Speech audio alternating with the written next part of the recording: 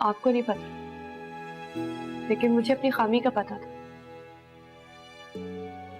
मैं तो चाहती थी कि अली की दूसरी शादी करवा दूं, लेकिन आप लोगों ने बहुत जल्दी की। उसका मेरा इंतजार कर लेते। तुम्हें लग रहा था इतनी आसानी से मैं तुम लोगों को छोड़ दूंगी? नहीं, इनफैक्ट तुमने और नूर ने हमाद के साथ मिलकर जो धोखा दिया है उसका खमियाजा तो भरना पड़ेगा ना। ये तो बहुत गलत हो गया। अब क्या करेंगे? पता नहीं यार, मुझे भी समझ नहीं आ रहा कि इस मसले का क्या हल होगा। इतनी मुश्किलों से उससे जान छुड़ाई थी हमने, और अब दोबारा वो हमारे सरों पर सवार होगी। तुम्हें पता है नूर, इस दफा तो वो पहले से भी ज्यादा नाकाबिले बर्दाश्त होगी। यूसुफ, मैं हमाद से बात करके देखूं, शायद वो कोई हल निकाल ले। नूर, क्या हो गया तुम्हें? हमाद ऑलरेडी हमारी बहुत हेल्प कर चुका है, और अब हाया उस पर भरोसा तो क्या, वो तो उसकी शक्ल भी नहीं देखना चाहेगी। ऐसे कैसे हेल्प करेगा वो हमारी? देखो नूर, आज के बाद जो कुछ भी करना होगा ना, हम दोनों को करना है। कॉन्ट्रैक्ट कैंसिल हो सकता है। कैसे कैंसिल हो सकता है यार? मेरे साइन है उस पे, 1 साल का कॉन्ट्रैक्ट है, और अगर उसको कैंसिल करने की कोशिश की तो बहुत बड़ा फाइन देना पड़ेगा। 1 साल, ये तो बहुत लंबा अरसा है। हम उसे बर्दाश्त कैसे करेंगे? बर्दाश्त करना पड़ेगा, क्या कर सकते हैं।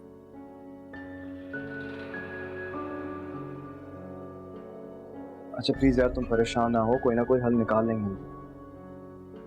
पहले भी तो किया था ना हमने। ये सब मेरी वजह से हुआ। अगर मैं आपको फोर्स नहीं करती तो हम इस प्रॉब्लम में नहीं फंसते। नूर, मैं कह रहा हूँ ना, प्लीज तुम परेशान ना हो, हम संभाल लेंगे सिचुएशन को।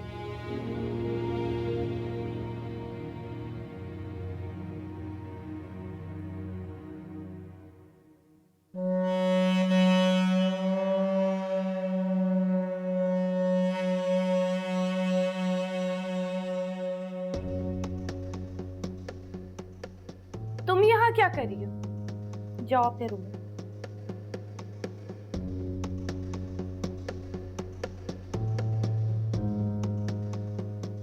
मुस्तकबिल में यही मेरा कमरा है सबा, बस तुम देखती जाओ उस कमरे से यहाँ तक मैं कैसे आती हूँ। बहुत बड़ी गलतफहमी है तुम्हारी, ऐसा कुछ भी नहीं होगा। तो बेहतर है कि तुम ऐसा कुछ सोचो ही ना।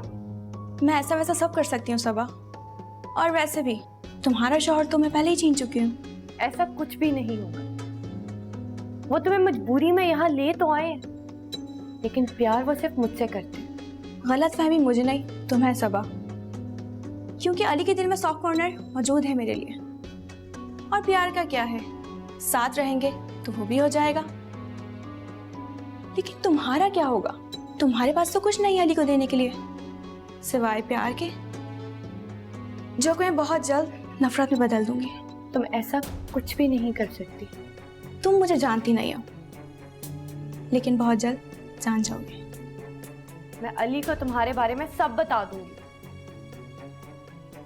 वो तुम्हारी बात पे अब कभी यकीन नहीं करेगा, क्योंकि मैंने अपने आंसू का जादू उस पर ऐसे जगाया है कि उसे लगता है मैं वाकई बदल गई हूँ। और अगर अब तुमने उसे जाके कुछ कहा तो मुझे कहने के बजाय तुम्हें इस घर से सीधा बाहर निकाल देगा। चाहती क्या हो तुम मुझसे? तुम्हें इस घर से बाहर निकालना चाहती हूँ। और अगर मैं आपकी बात मानने से इनकार कर दूं तो?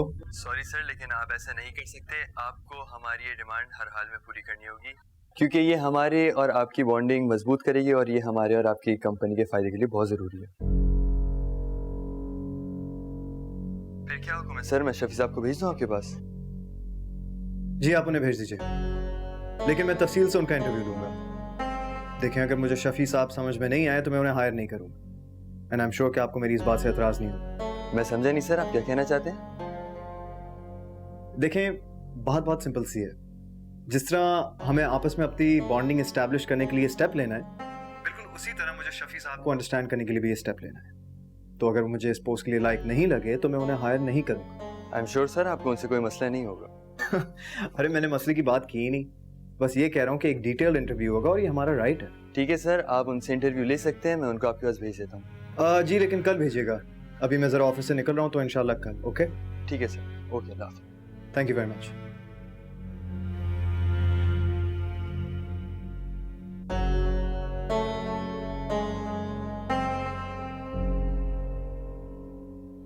जब मैंने तुम्हें मना किया था कि सबा के रूम में नहीं आना, तुम यहाँ क्या कर रही हो? वो तो अली, मैं सबा से माफी मांगना आई हूँ। वो बेचारी बेचारी नहीं है ये, मैं हूं इसके साथ और हमेशा रहूंगा। सो आइंदा ऐसे बेचारी कहने की गलती ना करना। सॉरी अली, मुझे नहीं पता था तुम्हें इतना बुरा लगेगा। अब पता चल गया ना, नेक्स्ट टाइम एहतियात करना।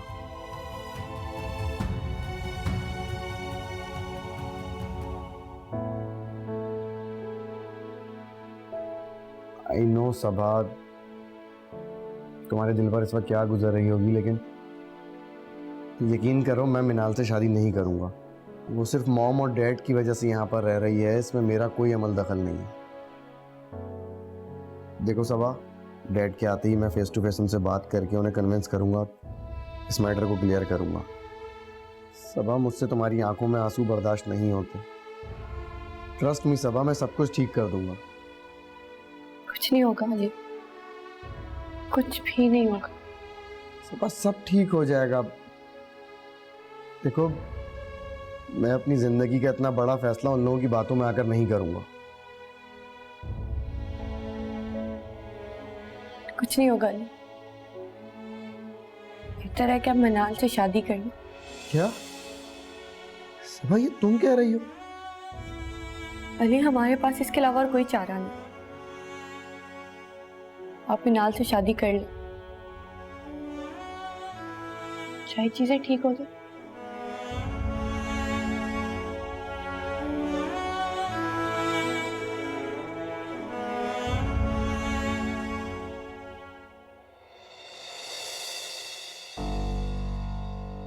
देख लूंगी मैं तुम्हें अली। सारे नखरे खत्म करके झुका ना दिया ना, तो मेरा नाम भी मनाल नहीं। नहीं, इस तरह मैं तुम्हें गुस्से में खो दूंगी। मुझे सोच समझकर कदम उठाना होगा, और हमेशा की तरह इस बार भी तुम्हें प्यार की मार मारूंगी मैं। जिस तरह तुम्हारे घर में जगह बनाई है, इस तरह एक दिन तुम्हारे दिल में भी जगह बना लूंगी, और ऐसा करने से तुम भी मुझे नहीं रोक सकोगे।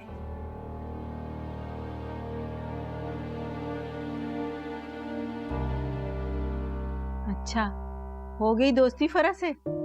अरे मेरी उसकी दुश्मनी थोड़ी थी, बस जो बात दिल को बुरी लगी थी तो मैंने बोल दी थी। और वैसे भी बिन माँ की बच्ची है, अगर कुछ बुरा सलूक करूंगी तो अल्लाह के यहाँ पकड़ होगी मेरी। ये तो ठीक कहा आपने, मगर आपा एक बात है। अब क्या हुआ शकीला? एक तो तुम्हें ना पहले से मसले नजर आने लगते हैं। आपा, पता नहीं क्यों तुमने नोट नहीं किया, लेकिन मुझे ऐसे लगता है कि जैसे शहजाद और फरा के दरमियान कोई गड़बड़ चल रही है।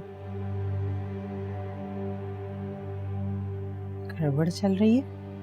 खुदा का खौफ करो शकीला, उनकी पसंद की शादी है और तुम्हें शादी के दूसरे दिन ही उनकी जिंदगी में गड़बड़ नजर आने लगी। आपा, मैं सच कह रही हूँ। तुम जरा फरा को देखना, उसके चेहरे पे दुल्हनों वाली कोई बात ही नजर नहीं आ रही, और शहजाद, उसके चेहरे पे शादी के बाद कोई खुशी नहीं है। आपा देखो ना, अगर ऐसी बात नहीं होती तो शहजाद दूसरे दिन दुकान पे क्यों जाता?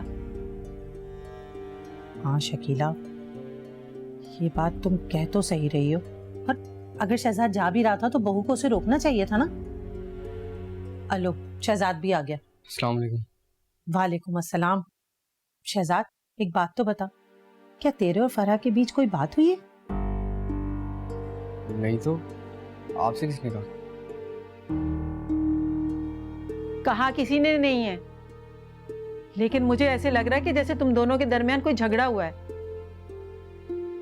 नहीं अम्मा, ऐसी कोई बात नहीं है, और मैं क्यों लड़ूंगा उससे, वो भी दूसरे दिन। देख लिया, सही कह रही थी ना मैं। शहजाद, बहुत शौक है तेरी माँ को बिला वजह परेशान होने का। मैं जरा हाथ में धो लूं। बस सुन लिया, कोई बात नहीं है। मुझे तो ऐसे ही लग रहा था। बस तुझे तो पता नहीं क्या शौक है परेशान होने का। मुझे अंदाजा तो था कि वो कुछ ना कुछ करेगी, लेकिन इतना गिर जाएगी मैंने सोचा नहीं था। तुमने ही उम्मीद लगाई हुई थी कि वो सुधर जाएगी। हमाद वो सुधरने वालों में से नहीं है। लगता है मुझे उससे बात करनी पड़ेगी। नहीं प्लीज, तुम अब इसमें और इन्वॉल्व नहीं हो। वैसे भी यूसुफ को अच्छा नहीं लगेगा। उन्होंने मुझे सख्ती से मना किया था कि तुम्हें ये बात नहीं बताऊं। यूसुफ ने तुम्हें मना क्यों किया? वो नहीं चाहते कि तुम और परेशान हो हमारी वजह से। अरे यार, तुम लोग को ये बात समझ में क्यों नहीं आती? तुम लोग मेरे अपने हो, और जब मेरे अपने परेशान होंगे तो मुझे एहसास कैसे नहीं होगा? मैं क्यों नहीं मदद करूंगा? देखो, मुझसे जितना हो सकेगा मैं उतना करूंगा, ये बात समझा देना उसको। क्या समझा देना?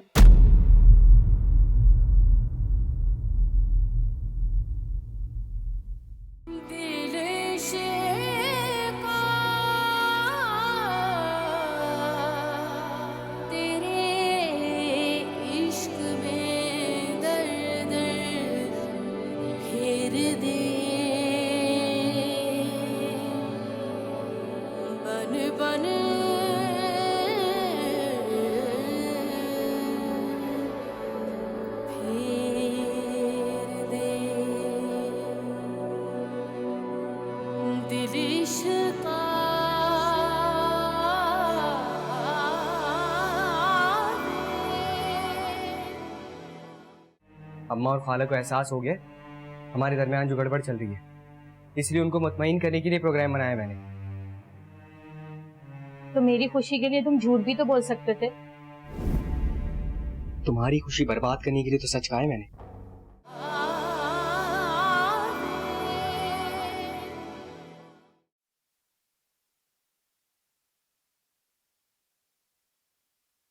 तैयार हो जो, बाहर जाना है।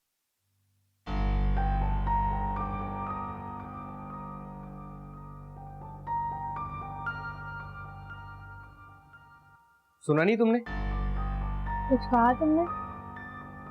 तैयार हो जाओ, बाहर घूमने जाना है। अच्छा, मैं बस 5 मिनट में तैयार होके आता हूँ। ज्यादा खुश होने की जरूरत नहीं है। अम्मा और खाला को एहसास हो गया हमारे दरमियान जो गड़बड़ चल रही है, इसलिए उनको मुतमईन करने के लिए प्रोग्राम बनाया मैंने। तो मेरी खुशी के लिए तुम झूठ भी तो बोल सकते थे।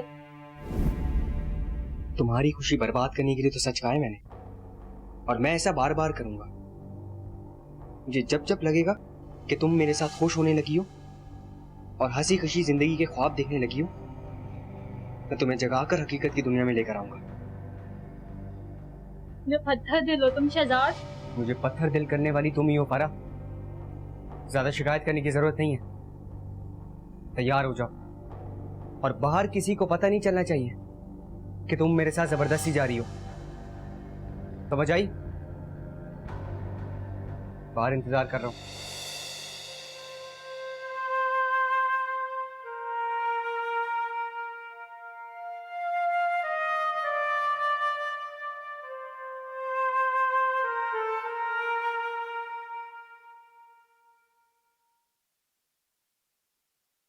क्या बात है?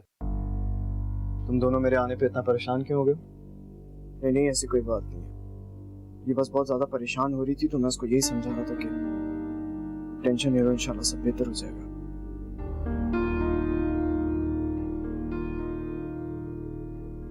अच्छा, तो उसका मतलब है कि मेरे मना करने के बावजूद नूर ने तुम्हें सब कुछ बता दिया है ना? इसको मुझे बताना ही था यूसुफ, क्यों नहीं बताती मुझे?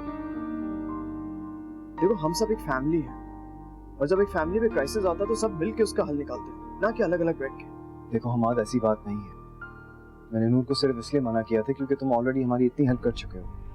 मैंने पहले कुछ नहीं किया और ना ही मैं कुछ कर सकता हूँ। मैंने जितना भी किया वो मेरा फर्ज था। मैंने किसी पे कोई एहसान नहीं किया यूसुफ, और मेरी जगह कोई भी होता ना तो वो यही करता। वजह इसके कि हम इस बारे में सोचें, हमें ये सोचना चाहिए कि इस मसले से बाहर कैसे निकले, इसका हल क्या हो सकता है। यूसुफ बिल्कुल ठीक कह रहा है। ठीक है,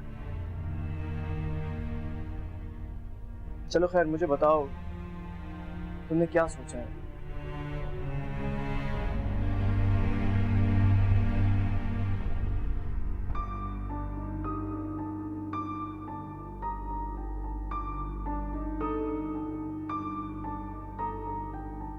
मामा, शायद वो मेरी बात ना माने।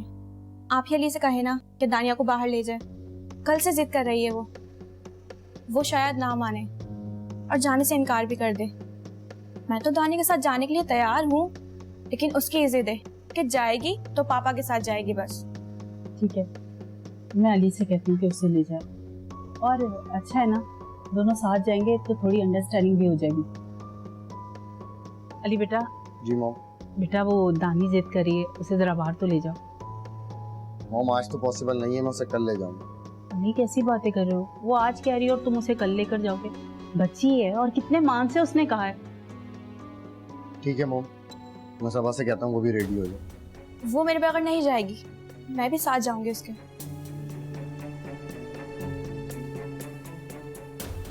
ठीक है, तुम्हारे पास 5 मिनट है, मैं बाहर गाड़ी में वेट कर रहा हूँ।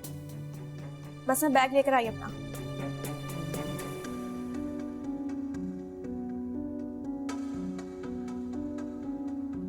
यूसुफ बेटा, क्या परेशानी है? कुछ नहीं अम्मी, कोई परेशानी नहीं। नहीं, मैं नहीं मान सकती कि कोई परेशानी नहीं है। मैं तुम्हारी रग रग से वाकिफ हूँ। तुम मेरी गोद में जब सर रख के लेटते हो, जब तुम्हारी परेशानियां हद से ज्यादा बढ़ जाती हैं। बताओ बताओ मेरे बेटा, क्या हुआ है?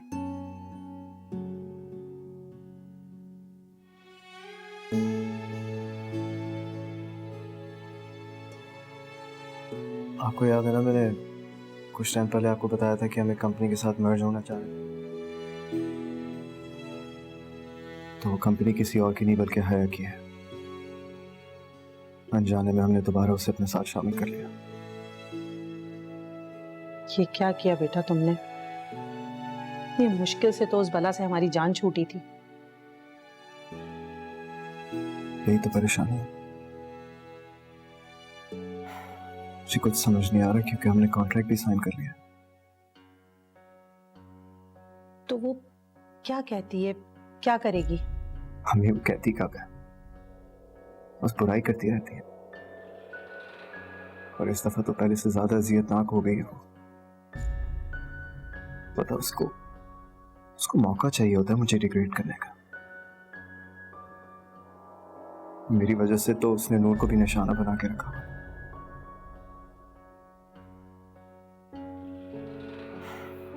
आपको याद है कुछ टाइम पहले मुझे रैंडम कॉल्स आती थी कि नूर की जान खतरे में,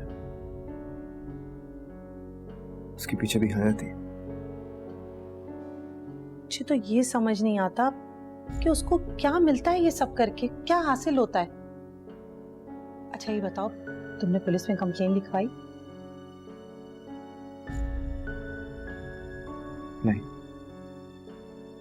पुलिस में कंप्लेन करवाते तो हमारे खानदान का नाम खराब होता। अम्मी देखें, वो जो भी है जैसी भी है हमारे खानदान का हिस्सा है ना।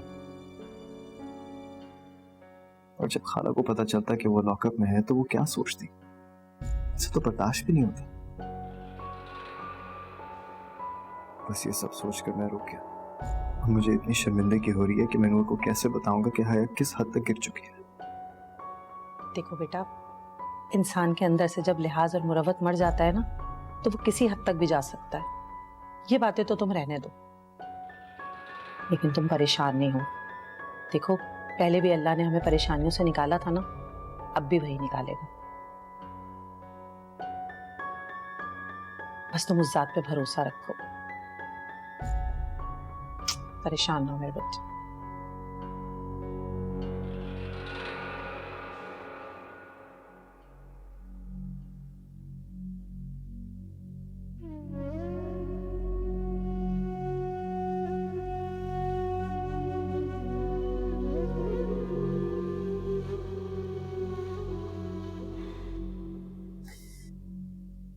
तू मेरी बेटी ना होती तो आज मैं अपनी बहन के सामने शर्मिंदा नहीं होती।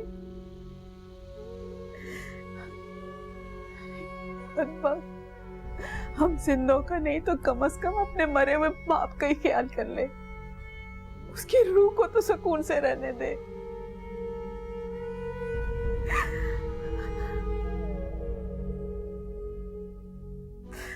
ऐसे आराम आसाइश के पीछे भागते भागते गलत सही की पहचान ही खो दी तूने।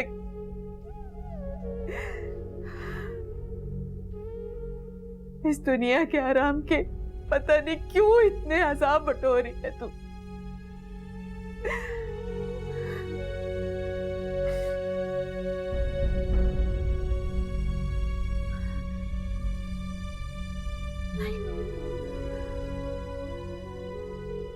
अब मैं और चुप नहीं रहूंगी, नहीं चुप रहूंगी।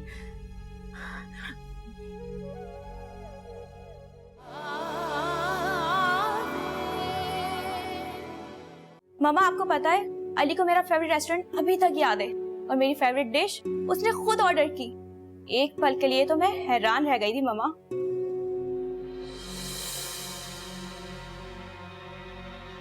तुम्हें सबा के सामने ऐसी बात नहीं करनी चाहिए मिनाल।